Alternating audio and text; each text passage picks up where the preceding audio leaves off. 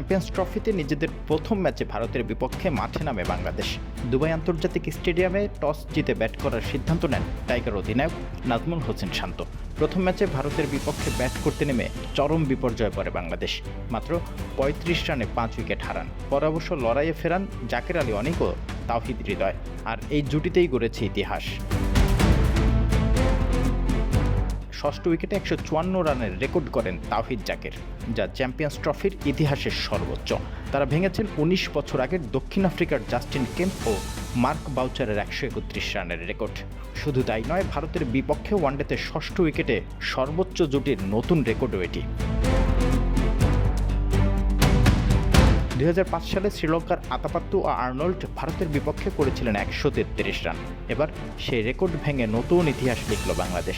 জাকের অবশ্য ক্যারিয়ারের প্রথম সেঞ্চুরির সুযোগ হারিয়েছেন। ৬৮ রানে ফেরেন সাঁঝঘরে। তবে প্রতিপক্ষ ভারতের বিপক্ষে নিজ ওয়ানডে ক্যারিয়ারের প্রথম শতক ঠিকই করে নিলেন তাওহিদ হৃদয়।